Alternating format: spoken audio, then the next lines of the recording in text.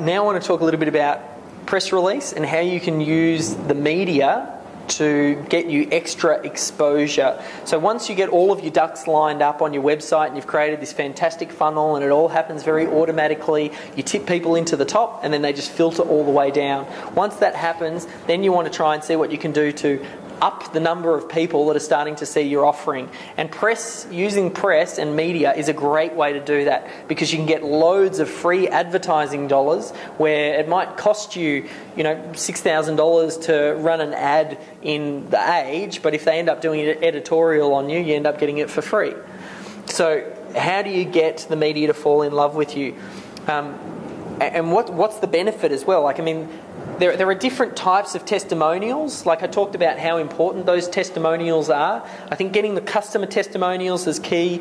Getting celebrity endorsements and things like that is good. Experts, it's almost like we're going down this tree of testimonials. But the one that is the ultimate testimonial is when a media or some organisation it covers you and you get in the press, because there's that halo effect. You're considered an expert because they only write up about experts. There's so many different benefits that come from that. All of that expert positioning that I was talking about in the previous session really just gets pushed up to the next level when it's not you going out there saying, I'm the expert. Someone else is now. You really get a fantastic halo effect. And you can see, I'm going to show you the strategies that I use to get this media coverage. There's just a few. And throughout the presentation, I've just put different examples in of different things. Let's have a look. The media endorsement, that idea I was saying, the halo effect that you get, it can't be faked, it can't be bought, and you get that instant expert status. So that was, they did a full article on me for in Smart Investor, Retire Rich, and you can see it was quite funny. I remember they called me in to do that photo shoot and went into this studio to do it.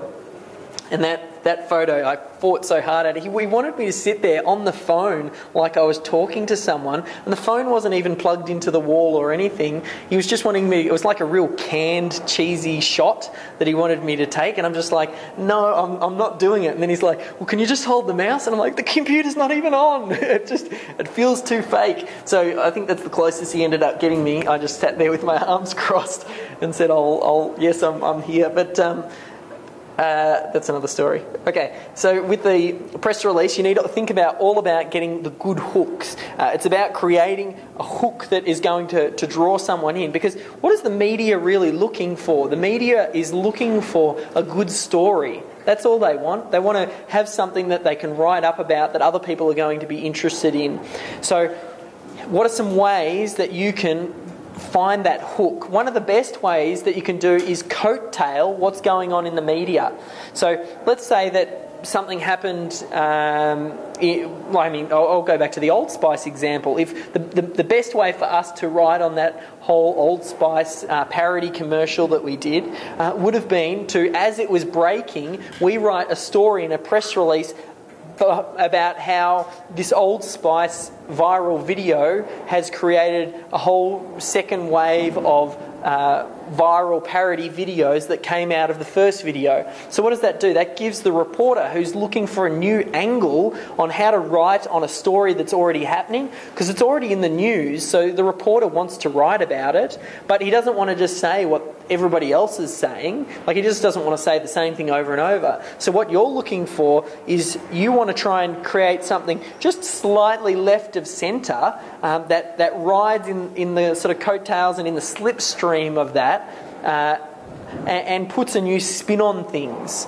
So following the general media is a good way. You can use Google Alerts, keep an eye on Yahoo Answers, see what some of your popular blog posts are, surveying your customers. They're just a few ideas on how you can think of different angles. But I really think the best way is to follow what's going on in the general media and see if you can go from that angle.